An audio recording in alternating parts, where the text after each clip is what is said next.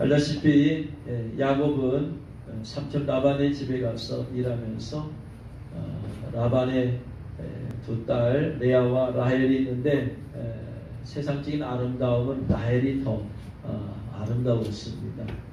그래서 레아라는 말은 암소라는 뜻이고 라헬은 양이라는 뜻인데 소가 아름다울 일은 없죠. 소는 그저 일할 때 이렇게 써먹는 것이고, 그래도 양이 또 아름답다라고 할 수는 없지만 아무튼 소에 비하면 아름답다고 할 수 있는데, 라헬은 이제 그런 아름다운 모습을 가진 여인이었죠. 그래서 야곱은 라헬에게 반해서 그를 위해서 7년 동안 일했지만 결혼식을 치르고 나서 보니까 레아였고, 그래서 다시 결혼식을 올리고 또 라헬을 위해서 7년 동안 일하였죠.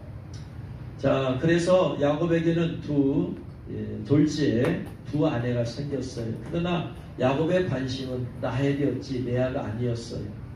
그러니까 레아는 야곱이 남편이긴 하지만 사랑받게, 남편에게 사랑받지 못한, 결혼을 했는데 남편에게 사랑받지 못했다 아내가, 이건 이 부부가 고통은 세상에서 가장 큰 것이죠. 결혼의 목적은 남편의 사랑 안에 거하려고 하는 건데 그 사랑 밖에 거하고 있다. 너무나 괴롭죠. 그런데 남편의 사랑 관심 밖이었던 레아는 31절 말씀 보니까 여호와께서 레아가 사랑받지 못함을 보시고 그의 태를 여셨어요. 남편 야곱에게 사랑받은 사람은 라헬이었어요. 레아는 사랑 밖이었는데 그러한 것을 보시고 하나님께서는 라헬을 더 사랑하는 게 아니고 레아를 사랑해 주셨다. 이 세상에서 사랑을 받지 못한 사람들은 하나님의 사랑을 받는 줄로 믿으시기 바랍니다. 사람의 사랑도 받고 하나님의 사랑도 받으면 얼마나 좋겠습니까마는 하나님은 자비와 긍휼의 하나님이십니다. 할렐루야. 그래서 하나님은 사람에 태어나서 사랑받고 사랑 가운데 살기를 원하지만 현실은 사람들의 사랑을 받지 못하고 관심을 받지 못하는 사람들이 있기 마련이야. 그걸 볼 때 하나님은 어차피 당신의 형상으로 태어난 사람들이란 말이야. 그랬을 때 사랑을 받지 못한 레아에게 더 마음이 가는 거예요. 부모라면 알아요. 자식들이 있어요. 한 자식은 잘 나가, 한 자식은 잘못 나가. 그러면 부모의 마음은 잘 나간 자식을 볼 때는 기쁨이 있지만 항상 부모의 마음은 잘 나가지 못해 안 풀리는 자식에게 자비와 긍휼의 마음이 있기 마련이에요. 그래서 하나님께서는 레아가 사랑받지 못함을 보시고 그에게 먼저 태를 열어서 자식을 주셨습니다. 여러분, 이 땅에서 사람들의 사랑을 받지 못한다고 불평하거나 원망할 게 없다 이 말이야. 그런 사람들은 누구의 사랑을 더 받게 되어 있다? 하나님의 사랑을 더 받게 되어 있다. 할렐루야. 사람의 사랑도 중요하지만 하나님의 사랑을 받는 것은 더 중요합니다. 할렐루야. 그래서 하나님께서 레아가 사랑받지 못함을 보시고 태를 여서 주셨어요. 자, 레아가 임신하여 아들을 낳았습니다. 그러다가 이렇게 또 야곱이 이제 어쨌든 의무적으로 이렇게 부부 관계를 했겠죠. 안 할 수는 없으니까. 그런데 레아와 라헬과 똑같이 부부 관계를 맺었지만 레아에게 임신이 먼저 나타났어요. 그래서 레아가 임신해서 낳고 보니까 아들이에요. 아들은 이름을 낳고 나서 이름을 루벤이라 했어요. 그러면서 또 아들을 낳았어요. 시몬이라고, 세 번째 레위라고 하고, 네 번째 유다라고 했어요. 이렇게 아들을 루벤, 시몬, 레위, 유다라고 하는 것은 그의 마음, 그가 영적으로 어떠한 내면의 상태 혹은 영적인 상태에 있는가를 알 수 있습니다. 엿볼 수가 있어요.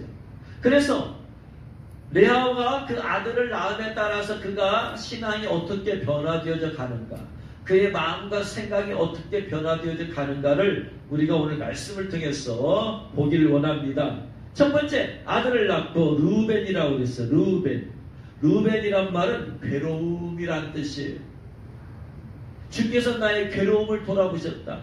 그러니까 자식의 이름을 괴로움이라고 나올 만큼 이 레아의 마음은 속이 썩어 문드러지도록 괴로운 거예요. 뭐 때문에? 오직 하나, 남편의 사랑을 받지 못한 것 때문에 너무나 괴로워. 얼마나 괴로운지 자식을 낳고 괴로움이라고 해요. 혹은 주께서 나의 괴로움을 돌아보셨다. 내가 얼마나 괴롭게 살았는지, 고통당하게 살았는지 하나님께서 나의 괴로움을 돌아보셨다. 이 말은 무슨 말이냐면 그 괴로움 가운데 레아가, 남편의 사랑을 받지 못한 레아가 할 수 있는 것은 하나님 앞에 나아가는 수밖에 없어요. 괴로움과 고통 가운데서 너무나 괴로워. 이 괴로움을 해결하지 않고는 살 수가 없어요. 누구한테 말한다고 해서 해결되는 게 아니야. 남편한테 말한다고 해서 여러분 괴로움 해결되겠습니까? 해결 안 되죠. 시부모한테 말한다고 해결되겠습니까? 더군다나 라헬에게 말한다고 해결되겠습니까? 어떻게든 해결이 안 되는 거예요. 그러니까 레아가 할 수 있는 것은 여호와 하나님 앞에 나가서 하나님 저 괴로워요. 하나님 저 괴로워요. 남편이 저를 사랑해 주지 않아요. 남편이 저를 관심을 가져주지 않아요.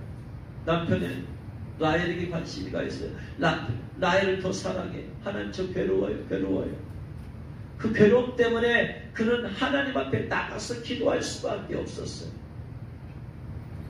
그래서 그 괴로움을 하나님 앞에 나가서 기도하고 나면 평안이 찾아왔지만 또다시 생활로 돌아오면 또다시 괴로워. 또다시 그래서 기도하면 또 그 기도할 때는 또 평안함 없는 것 같지만 또 삶으로 오면 가정생활에 오면 또 괴로워. 이것이 반복되겠죠.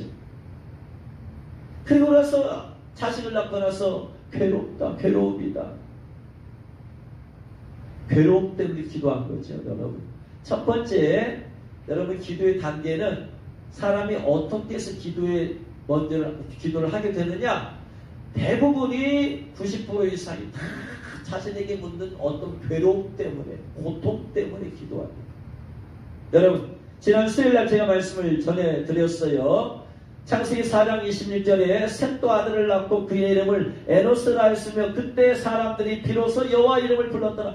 여호와여, 여호와여. 여호와 이름을 부르면서 기도했다고 그랬어요. 어느 때 비로소 셋이 아들을 낳고 이름을 에노스라고 그랬어요. 에노스. 그 에노스가 낳고 나서 그때서 비로소 여호와 이름을 불렀더라. 에노스가 기도했다는 얘기가 아니에요. 에노스가 다 태어났는데 무슨 여호와 이름을 부르겠습니까? 셋이 자식을 낳고 에노스라고 그랬어요. 에노스란 말이 무슨 말이냐면 아나시, 히브리어로 아나시, 깨지기 쉽다, 연약하다. 셋은 자기 자신이 깨지기 쉽고 자기 자신이 연약하다는 걸 알았어요. 셋은 바로 하나님께서 아벨 대신에 이제 예수님의 조상으로 태어나게 한 사람이죠. 셋의 사명은 이제 예수님의 혈통이 흘러내려가게 해야 돼요. 즉 가인은 악한 자 마귀에 속했어요. 자기는 하나님 말씀 안에 거해야 돼요. 하나님의 뜻 안에 거해야 돼요. 그래서 하나님 뜻대로 하나님 말씀대로 살려고 하나 세상에는 죄가 관영해요. 세상에는 사람들이 악해. 그러니까 그런 곳에서 하나님 말씀대로 거룩하고 정결하게 산다는 것이 너무나 연약한 자체를 발견했습니다. 그런 관계에서 때로는 인간관계에서 너무나 상처받는 자기 자신을 발견했어. 그래서 깨지기 쉬운 자기 자신, 내면이 깨지기 쉬운.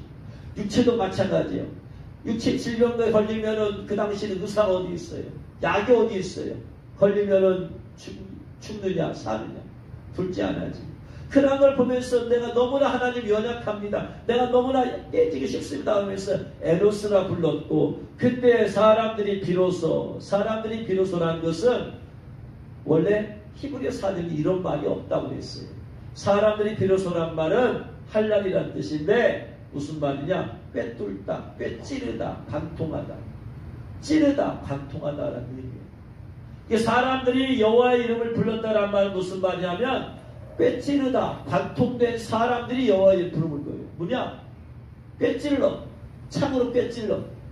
병정들이 예수님의 옆구리를 짱으로 찌른 것처럼 부족 간의 전쟁했을 때 찔른다 이 말이에요. 그러면 상처가 나잖아요. 육체가 피를 흘려. 이런 육체적 고통이 있는 사람이 의사가 그 당시에 의사가 어디 있고 약이 어디 있어요. 하나님 고쳐주세요. 하나님 고쳐주세요. 하나님 고쳐주세요. 하나님께 기도할 수밖에 없다 이 말입니다.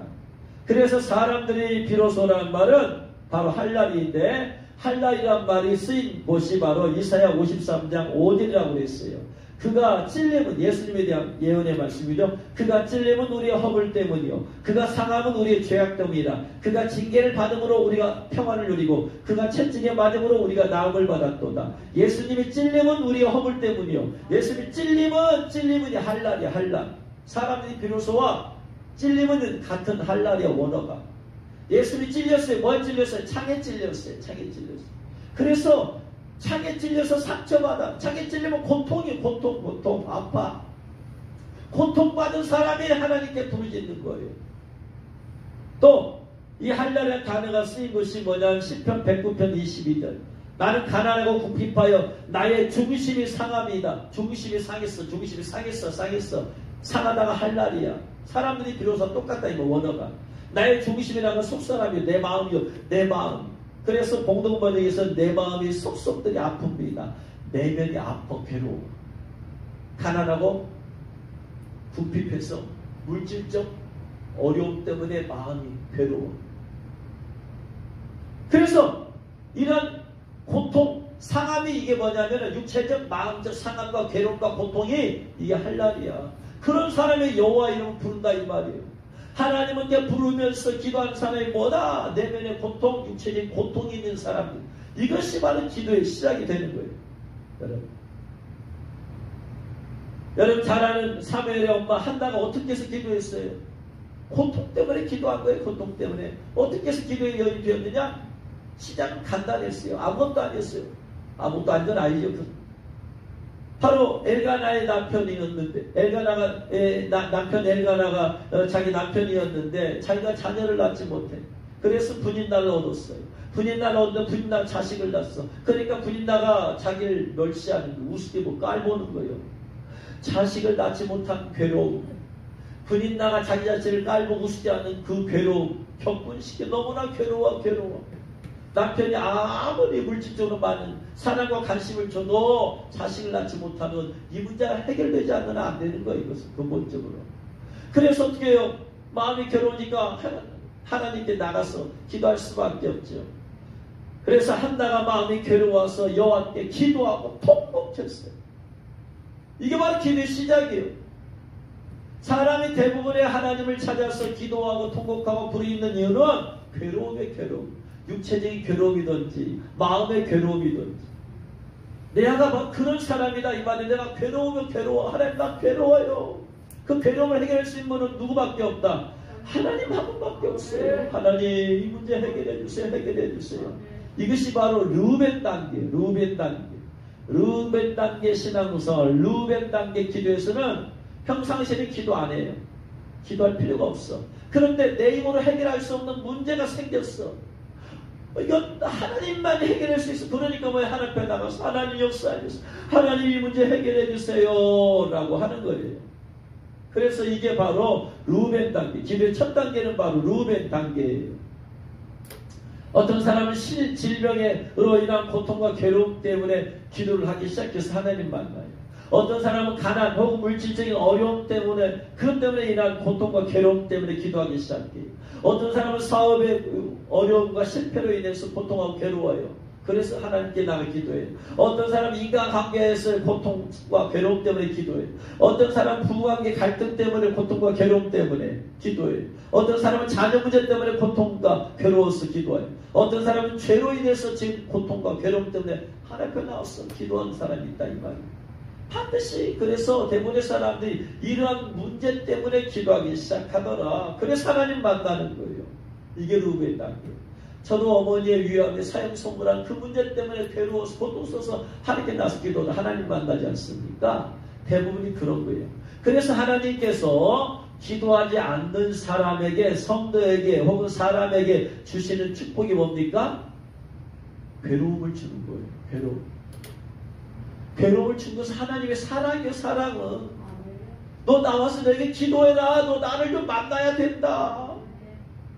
이게 하나님의 사랑의 표현이야. 사람들은 근데 그것이 하나님의 사랑의 표현인지 몰라. 하나님은 나에게 왜 이 괴로움을 주세요? 고통을 주세요. 내가 너 고통을 주지 않으면 네가 나한테 기도하겠냐? 내가 너에게 고통을 주지 않으면 네가 나 찾겠느냐? 하나님은 사람의 우리의 타락한 본성을 잘 알아. 우리의 육의 본성은 기도하지 않고 사는 것이 육의 본성이야. 이게 자연스러운 거야. 근데 하나님께서 사람이 영이신 하나님 만나야 살 수 있어. 그래야지 죽어도 지옥에 가지 아니하고 하나님께서 천국할 수 있다 이 말이에요. 그래서 고통을 주시는 거예요. 할렐루야. 고통을 위해서 현 앞에 나오게 만드는 게 아니라 기도하게 만드는 거예요. 이게 하나님의 사랑의 표현의 방식이다. 사람들이 깨닫지를 못해. 그게 하나님의 사랑의 방식이지. 하나님께서 이스라엘 백성이 우상을 섬기면서 잘못된 길을 걸어갈 때 고통을 주세요. 어떻게? 이방민족이 지배를 받게 만들어요. 그러니까 이방민 지배받더니 받다가 너무나 힘들고 고통스러우니까 막 부르짖어 기도하는 거예요. 하나님 우리 살려주세요. 그러니까 뭐요? 하나님께서 사사를 보내서 세워서 건져주시는 거예요. 거기서 하나님을 경험하고 사사가 살아있을 동안에 또 잘 하나님 말씀하다가 또 사사가 없으면 또 다시 그러니까 또 하나님 고통을 주시는 거예요. 이방인이 압제를 받게 만드는. 이게 하나님의 사랑입니다. 할렐루야. 나에게 삶 가운데 고난과 괴로움과 고통이 있으면 하나님께 나오라는 사인인 줄로 믿으시기 바랍니다. 그런데 대부분의 사람들은 그 사인을 감사하지 않냐고 뭐하느냐? 불평하고 원망하더라 이 말입니다. 여러분이 어떤 종류의 고통과 괴로움이 있습니까? 하나님께서 여러분에게 기도의 자리로 나오라고 하나님께서 부르신 줄로 믿으시면 아멘 하시기 바랍니다. 그래서 그 고통 가운데 하나님께 불려서 기도해서 하나님 만나시기를 주의 이름으로 축원합니다. 그래서 이 르우벤은 엄마의 고통 가운데 태어났어. 고통 가운데. 이게 문제야. 이게 문제. 르우벤이 태어나게 됐는데 르우벤에게 문제가 있어. 이제 문제가 생겨요. 왜? 그 르우벤이 임신 중에서 엄마의 마음이 평안했다, 괴로웠다. 태중에 있는 아이는 엄마의 정서를 그대로 타고나버립니다. 이거 심각한 중요한 문제입니다. 어떻게 문제가 생기느냐? 창세기 35장 22절에 보면 르우벤에 엄청난 문제가 발생하는데 같이 읽겠습니다. 이스라엘이 그 땅에 거주할 때 르우벤이 가서 그 아버지의 첩 비라와 동침함에 이스라엘의 일을 들었더라. 르우벤이 첫째 아들 르우벤이 자라가지고 누구와 동침해요? 아버지의 첩 비라요. 이 비라가 누구냐면요, 누구의 시종이었어요? 창세기 30장 3절 보면 라헬의 시종이었어요. 레아는 자식을 레아를 연속 낳았어. 이걸 본 라헬은 시기심이 일어나. 어떡해, 언니가 나보다 아들을 4명이나, 한 명도 아니고 4명이나 낳을 동안 자기 자식을 못 낳아. 나로 하여금 자식 좀 낳게 해라 막 감찰 부리고 하잖아요. 야곱이 내가 하나님이 왔는데 당신에게 아들을 낳게 하겠느냐? 내 소망이냐 이게? 내 잘못이냐? 아니잖아요. 야곱의 잘못이 아니잖아. 그러니까 라헬이 견디다 못해서 자기의 시종 비라를 줘. 그래서 이 비라를 자기 없이 문제 있는 줄 알고 비라를 퇴계서라고 자식을 낳았어. 그러면 종의 자식을 낳으면 자기 것이니까. 그래서 3절에 라헬이 이르되 내 여종 비라에게로 들어가라. 그랬더니 그가 아들을 낳아 내 무릎에 두리니 그러면 나로 말미암아 자식을 얻기도 하고 나서 했더니 비라가 자식을 낳잖아요. 그러니까 뭐냐면은요, 라헬이나 비라나 어머니 레아에게는 감정적으로 안 좋은 자매가 아니지만 라헬은 남편의 사랑을 독차지해 갔어요. 여종이니까 라헬에게 속했으니까 감정이 안 좋죠. 그러니까 레아에게는 남편에 대하여 사랑받지 못하는 문제가 있어요. 그 사랑받지 못하는 게 마음의 사랑받지 못함도 있지만 육체적으로 사랑받지 못함도 있죠. 그래서 내면에는 남편 야곱에 대한 좀 쓴뿌리가 있죠. 또한 육체적으로 사랑받지 못한 것에 대한 쓴뿌리가 있죠. 그 성적인 문제죠. 이러한 내면을 루벤이 임신했을 때 그는 아무것도 알지 못하지만 어머니의 정서를 그대로 타고 흘러버리죠. 그래가지고 루벤에게 성적인, 정서적으로 성적인 큰 문제예요. 아무도 몰랐어 이렇게 있는지. 나중에 자라고 나서 보니까 루벤이 아버지의 첫 비라와 동침했어. 그러니까 루벤은 라헬에게나 라헬의 시종 비라에게나 좋은 감정이 아니죠. 적대적 감정이죠. 왜냐하면 라헬은 자기 어머니 레아로 하여금 레아의 사랑을 뺏어간 사람이에요. 비라는 그에게 속한, 라헬에게 속한 사람이에요. 그러니까 이제 아버지에 대한 그 쓴뿌리가 있단 말이에요. 이랬을 때 그것이 이제 사랑받지 못하는 그러한 육체적인 문제, 이것이 결국 성적인 문제잖아요. 그래가지고 아버지에 대한 쓴뿌리가 같이 겹쳐가지고 범하는데 차마 라헬은 범하지 못하고 그의 종 비라를 범해버립니다. 엄마의 좋지 못한 정서가 르우벤이 흘러들어가서 르우벤이 엄청난 아버지의 첩을 범하는 이런 일. 나중에 야곱이 죽으면서 르우벤에 대해서 12아들에 대해서 예언을 하잖아요. 뭐라고 예언하느냐? 창세기 49장 3절 4절 말씀이에요. 창세기 49장 3절 4절 같이 읽겠습니다. 르우벤아 너는 내 장자요 내 능력이요 내 기력의 시작이라. 위풍이 월등하고 권능이 탁월하다마는 물의 끓음 같았은즉 너는 탁월하지 못하리니 내가 아버지의 침상에 올라 더럽혔음이로다. 그가 내 침상에 올랐었도다. 르우벤은 장자예요. 야곱의 능력이요 기력의 시작이요 겉으로 볼 때는 위풍이 월등하고 권능이 탁월했어. 이게 외적인 모습이야. 근데 내면의 모습은 물의 끓음 같았은지.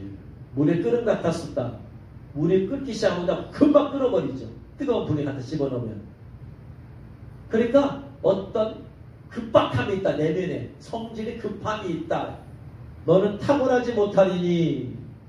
뭐가 내면에서 쉽게 말하면 이 안에서 올라오면은 이걸 견디지 못하는 거예요.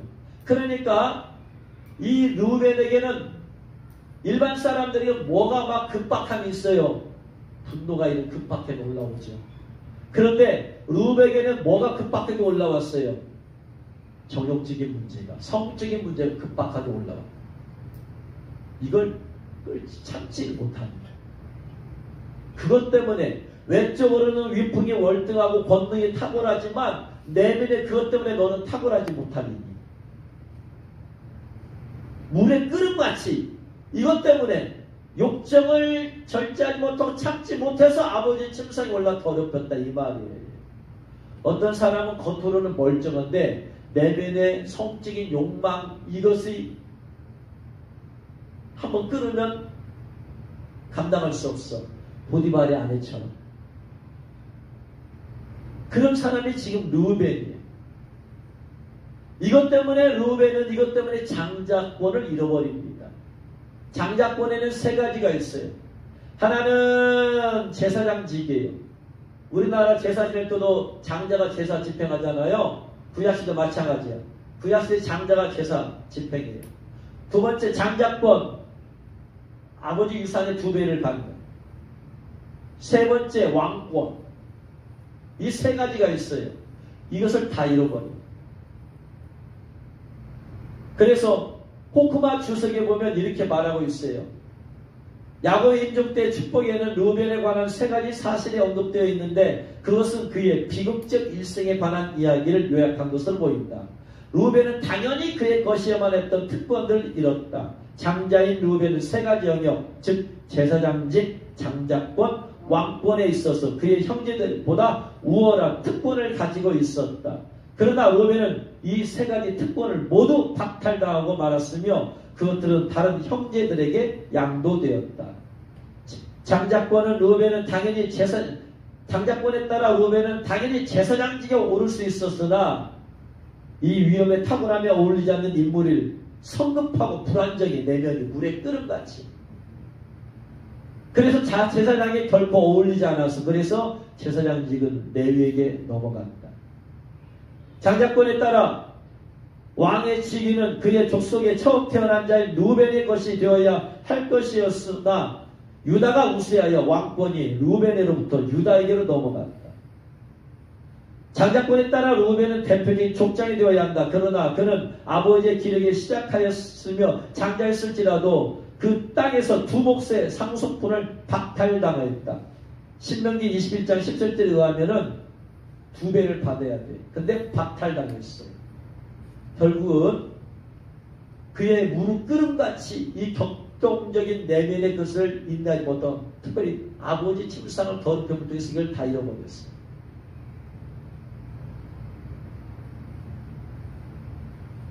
그래서 그 원인이 뭐냐? 바로 제가 볼 때는 그 어머니 레아에게서 너무 레아의 어머니가 괴로웠어요. 그래서 이건 대단히 중요한 문제입니다. 여러분 부부가 잠자리에서 자녀를 낳을 때 어머니의 정서는 대단히 중요합니다. 어머니의 정서가 불안정한 상태에서 임신을 했다면 아이는 불안정한 상태로 내면 태어날 때부터 어머니 정서가 평안했을 때면은 그 아들은 자녀는 태어났을 때 평안한 상태에 있다. 할렐루야.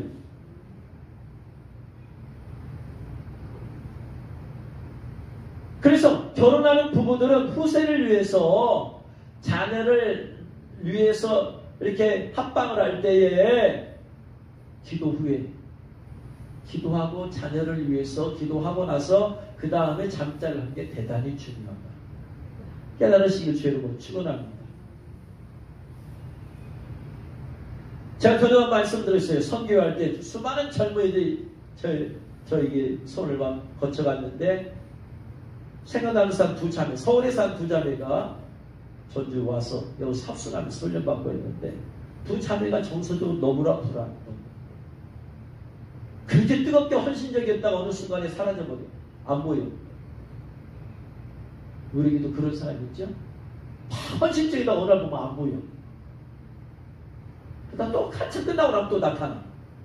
이게 좀 정서적인 문제다. 그래서 특별히 둘째, 동생이 더 그래. 그래가지고 한번 뜨겁게 그냥 열정 놀아다가 오늘 안 보여버려. 그 며칠 어디가 찾아가면 만화책방에서 그냥 만화책을 며칠간 심취하면서 그냥 보다가 다시 또 돌아오고. 왜 그럴까? 나중에 보니까 아버지가 6.25 전쟁 터졌을 때 전쟁에 끌려갔다가 거기서 부상당해 또 돌아왔어요. 돌아올 때 정신적인 문제예요. 그러니까 가정을 돌볼 수가 없어요.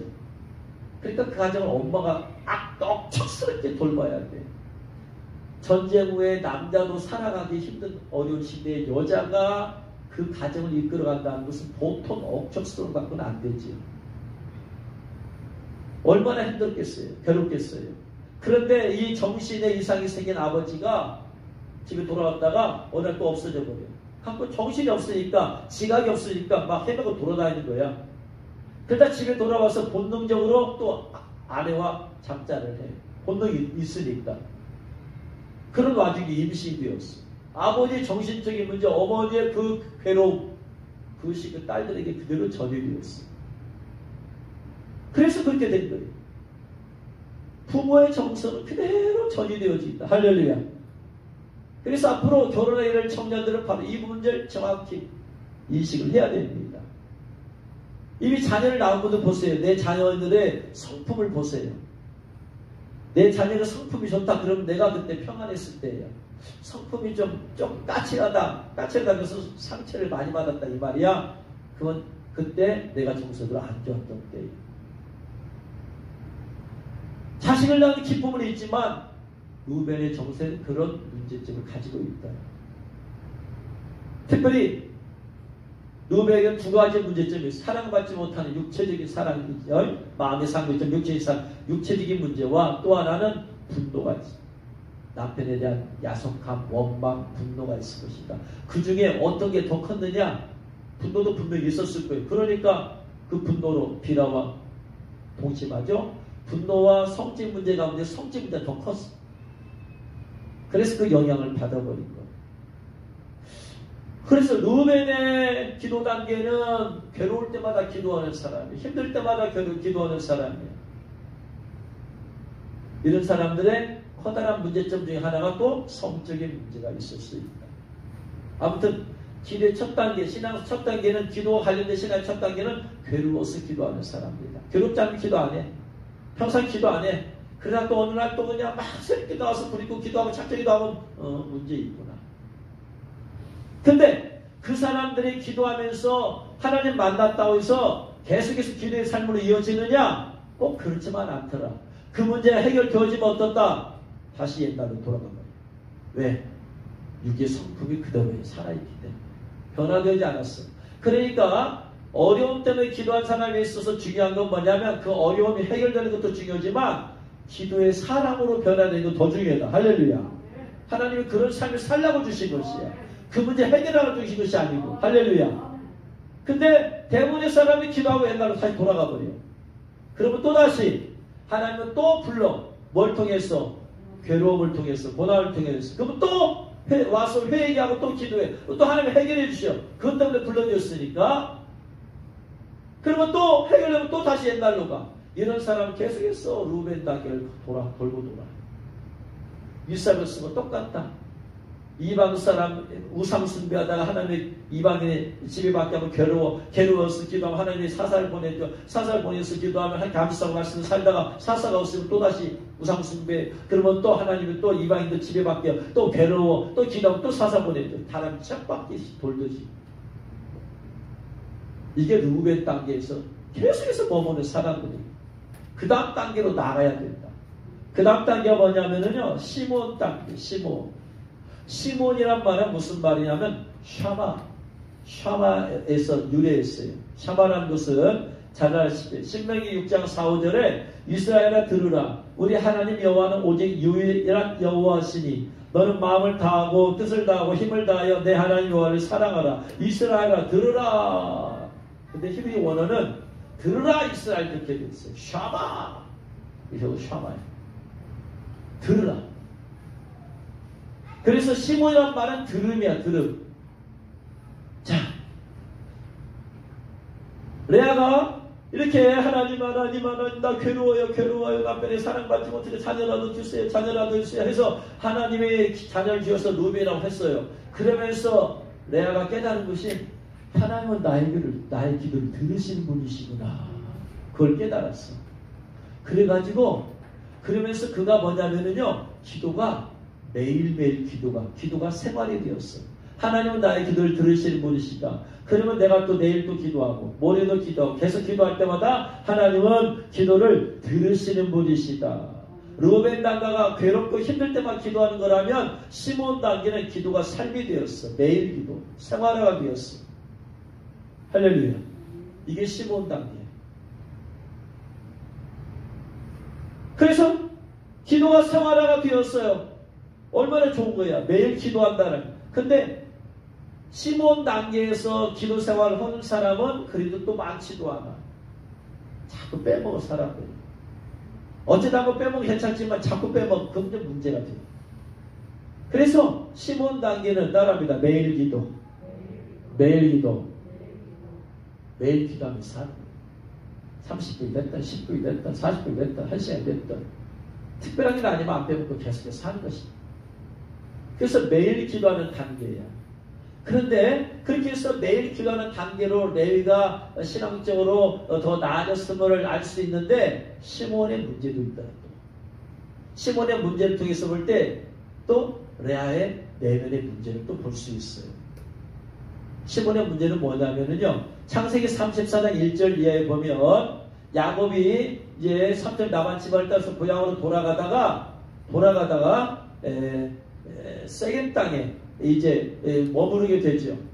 그런데 야곱의 딸 디나가 새로운 곳에 가니까 그곳 사람들 어떻게 사는가 궁금해졌어요. 그 땅의 다른 여성들은 어떻게 사는가 궁금해졌어. 그래서 그 땅의 딸들을 보러 갔다가 히위 족속 중 하몰의 아들 그 땅의 주장 세겜이 그를 보고는 자기가 못 보던 여성이야. 더군다나 자기는 추장이야. 추장은 뭐야? 그 당시에 왕과 같은 권력이 있죠. 자기가 마음에 들면 가서 한밤 배고 자면 되는 거야. 권력이 있는 자야. 근데 보니까 디나를 보니까 너무나 아름다워. 그래가지고 그의 습관대로 그냥 그의 지방에 있는 뭐 추장이니까 뭐 아무나 된다가 자면 그거 되는 거 아니에요. 그렇듯이 그렇게 생각하고 디나를 보고 마음에 끌렸어요. 그래가지고 성폭행했어요. 그런데 성폭행을 했지만 그 애가 보니까 디나가 정말로 일순간의 어떤 것도 있지만 그런데 마음에 끌려서 디나와 결혼해야 되겠다, 아내로 삼아야 되겠다 했어요. 그래서 아버지 하몰에게 이 소녀를 내 아내로 얻어주게 해주세요 라고 하니까 하몰이 야곱에게 가는 거야. 내 아들 세겜이 그 디나를 연연해서 사랑해서 이렇게 잠자리를 했는데 정식으로 결혼하자. 그러자 그 당시 야곱은 아들들이 양을 치러갔기 때문에 뭐라고 말 못하고 알았다고 하고, 자식들이 돌아오니까 이것을 얘기하니까 자식들이 세상에 이런 무지막한 놈이 어딨냐고 지금. 그래서 분노하죠. 분노하지만 아직 힘이 없다. 그들은 토착민이야. 이들은 지나간 사람이야. 그래가지고 어떻게 제안을 하느냐? 우리는 다 아브라함의 후손으로서 야훼 하나님 믿는데 하나님께서 우리에게 다 남자든 할례를 행하라서 우리 다 할례 받았다. 정말로 디나를 사랑하면 난 모두 너희들은 다 할례를 받으라. 그랬더니 좋다. 할례 받겠다. 그래서 그 마을 사람들을 다 설득해서 남자들 다 할례 받게 만들어. 할례 받고 났을 때에 한 3일이 되었을 때, 고통이 극이 달했을 때, 이 걸어다닐 수조차 없는 그때에 그 바로 두 아들 시몬과 레위가 그 자기 종들을 데리고 가서 그 성읍에 있는 모든 남자를 다 죽여버립니다. 이게 34장 25절 얘기죠. 제3일에 아직 그들이 아파할 때 야곱의 두 아들 디나의 오라버니 시몬과 레위가 각기 칼을 가지고 가서 몰래 그 성읍을 기습하여 그 모든 남자를 죽이고, 시몬과 레위가 12아들 모두가 아니고 시몬과 레위가 자기 종들 데려와서 남자들 싹 다 죽여버렸어요. 이것을 보고 야곱이 두 아들을 책망하죠. 30절에 야곱이 시몬과 레위에게 이르되 너희가 내게 화를 끼쳐 나로 하여금 이 땅의 주민 곧 가나안 족속과 브리스 족속에게 악취를 내게 하였도다. 나는 수가 적은즉 그들이 모여 나를 치고 나를 죽이리니 그러면 나와 내 집이 멸망하리라. 책망받아요.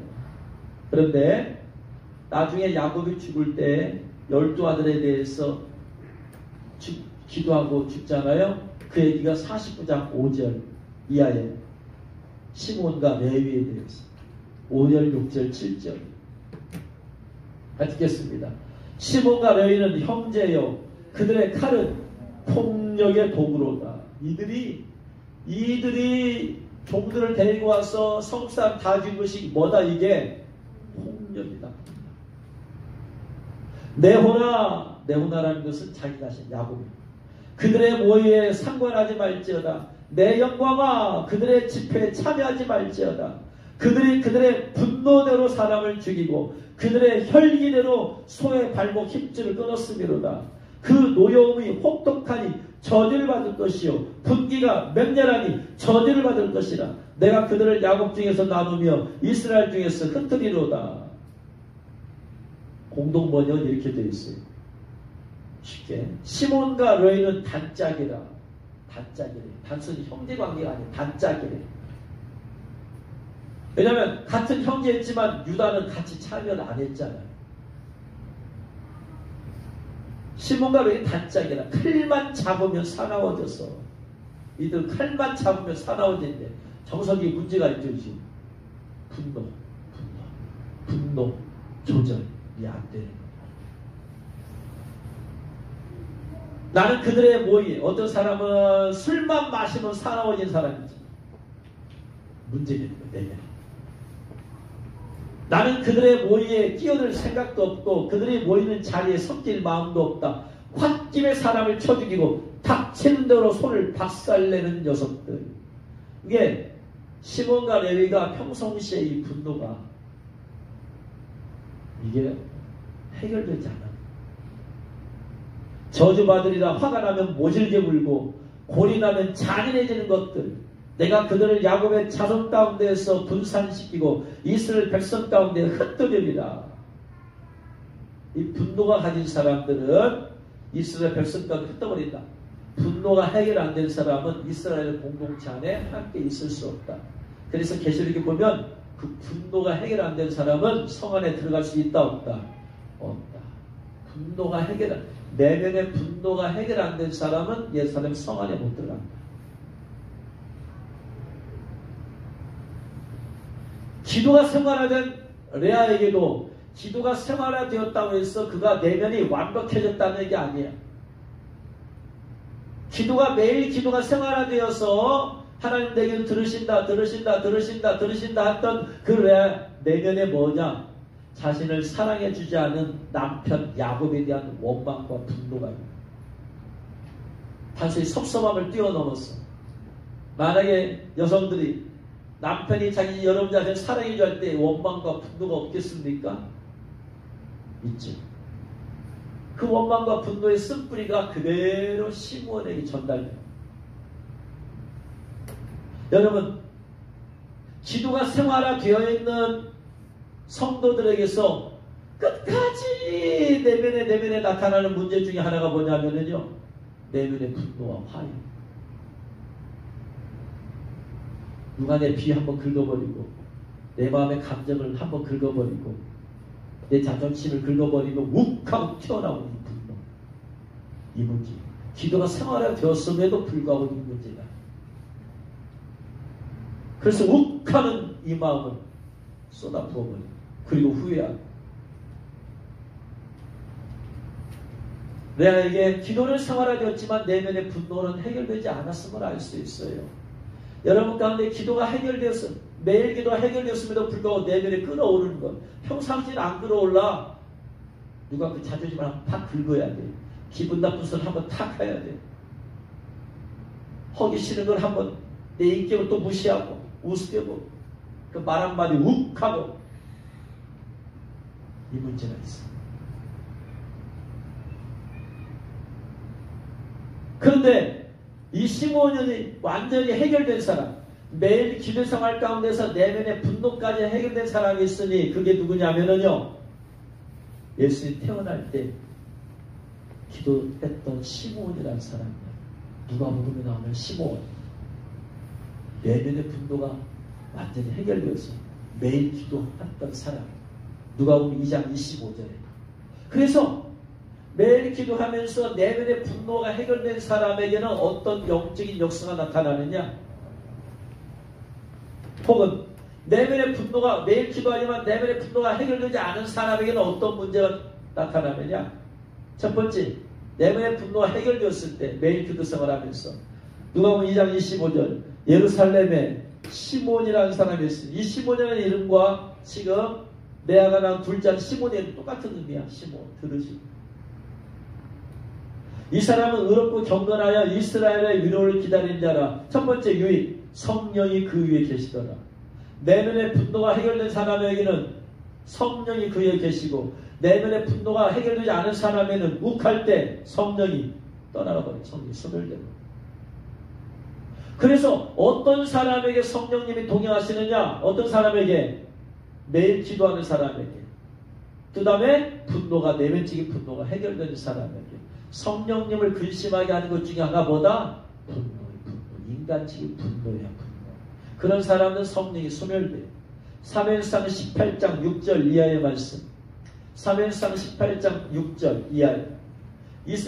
다윗이 골리앗을 죽이고 돌아옵니다. 돌아왔을 때 여인들이 이스라엘 모든 성읍에 나와서 노래하고 춤추며 소개와 경세를 가지고 사울 왕을 환영해. 사울 왕도 같이 전쟁터 나갔으니까 돌아오면서 환영하면서 사울 왕과 다윗이 같이 돌아오는데 여인들의 입이 방정이야.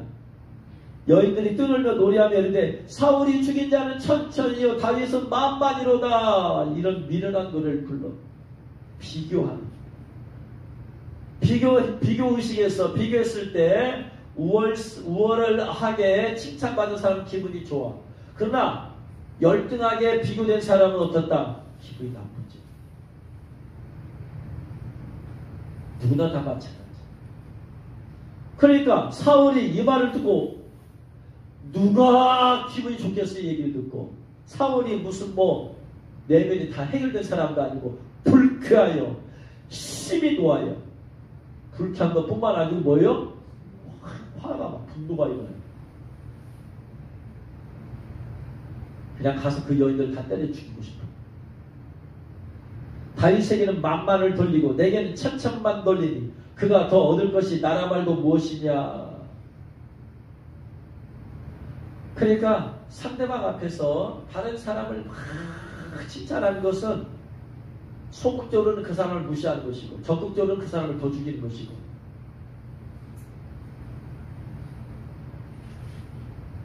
예를 들어서 아내가 남편 앞에서 막 목사님을 막 칭찬하면은 본인은 교회 나오라는 의도로 했을지 몰라도 듣는 남편은 기분 나쁠 수 있다 이 말이에요. 이런 걸 생각을 해야 돼.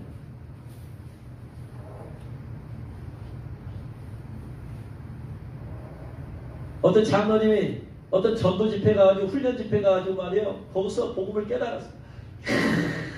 복음을 깨달았다. 그러고 나서 돌아와서 목사님, 장로님 집회 잘 다녀오셨어요? 목사님 제가 거기 가서 복음을 깨달았습니다. 이 장로님 은혜와 선발이지만 그에게는 이제까지 그 교회 장로가 되기까지 수천 년간 신앙생활하면서 그 목사님 복음이 뭔지도 몰랐다 이 말이에요. 여기서 깨닫지도 못했다. 그 목사님을 간접적으로 죽이는 거지. 지혜가 있어야 돼. 지혜가 부족. 저러도 불쾌하고 심히 노하겠네. 그렇죠? 왕 아니에요. 사울이 그 나라 최고 아니에요. 심히 노했어요. 화가 났어. 분노했어. 그리고 18장 10절 어떤 일이 발생했느냐? 그 이튿날 하나님이 부리신 악령이 사울에게 힘있게 내리네. 귀신이 충만해져 버렸어. 어떤 마음에 귀신이 난다? 분노. 분노가 해결되지 않고는 악한 영이 해결될 수가 없어요. 그 분노하니까 그 다음날 귀신 역사에 그를 사로잡아버려. 어느 정도냐? 정신없이 떠들어대므로 다윗이 편과 같이 손으로 수금을 타는데 그때 사울의 손에 창이 드지라 그가 스스로 이르기를 내가 다시 벽에 박으리라. 그 분노의 최고조는 어디까지 간다? 분노하면 사람을 죽여버립니다. 그래서 분노로 수많은 사람이 죽어. 사람을 죽이는 것을 대부분의 내면은 분노야.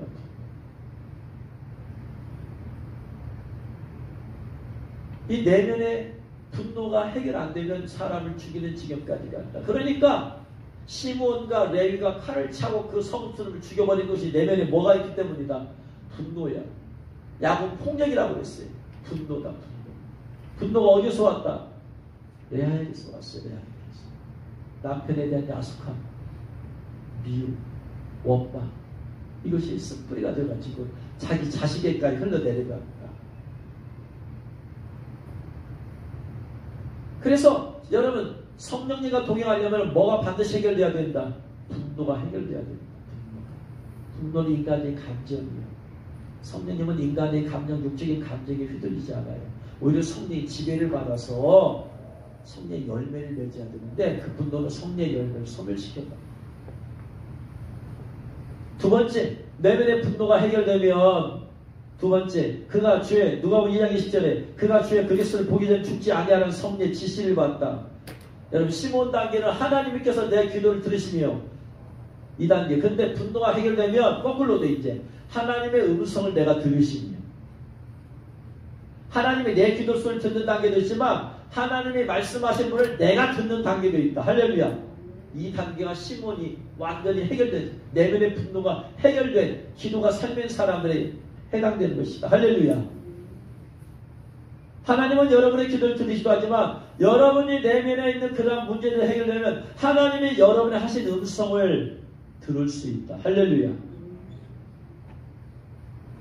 높은 단계죠. 아무튼 매일 기도가 생활이 된 사람들에게는 이 단계까지 나가야 된다. 나가기 위해서는 내면에 이러한 감정이, 육적인 감정이 해결되어야 된다. 끊어져야 된다. 할렐루야. 그런 여러분 되실 주 이름으로 축원합니다.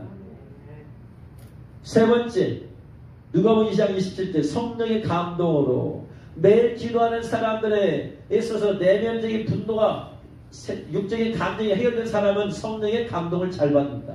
시므온은 성령의 감동으로 성전에 가야 되겠다. 감동을 받았어요. 지시가 아니었어. 감동이야. 지시는 메시지야.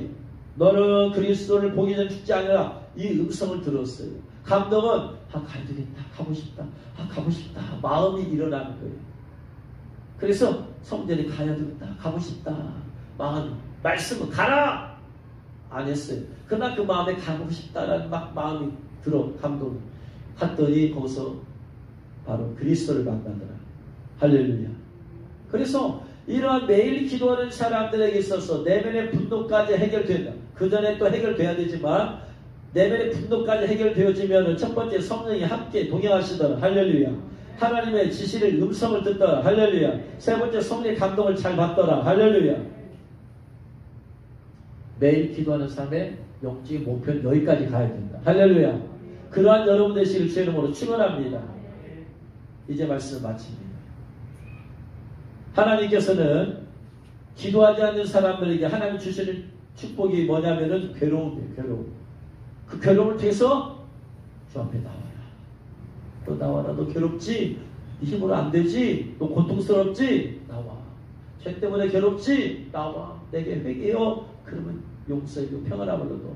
물질 때문에 괴롭냐? 와서 기도해. 기도하면 내가 문제 해결해 줄게. 인간 관계 괴로워? 너 나와. 하는 일 때문에 혹은 영적인 문제 때문에 괴로워? 나와. 그래서 괴로움은 하나님의 우리 주신 축복입니다. 할렐루야. 나와서 기도하라는 거예요. 할렐루야. 괴로운 문제가 있는 여러분이 있으면 기도하시기를 주의 이름으로 축원합니다. 그리고 괴로울 때만 기도하고 다시 옛날로 돌아가지 말고 그것이 매일 기도로 이어지도록 해라. 시몬이 되게 하라. 할렐루야. 매일 기도하는 사람들은 마지막에 결국 돌파할 것이 뭐다? 내 안에 있는 분노와 쓴뿌리이다. 이거 해결되면 누가 보면 시몬처럼 된다. 성령이 함께 하십니다. 할렐루야. 성령의 음성을 듣게 됩니다. 성령의 감동을 잘 받게 됩니다. 할렐루야. 그래서 여러분이 매일 기도를 하고 이런 내면적인 문제가 분노까지 해결됨을 통해서 성령님이 함께 하시고 성령의 음성을 듣고 성령의 감동을 받는 단계까지 여러분이 성장하기를 주의 이름으로 축원합니다. 기도하겠습니다.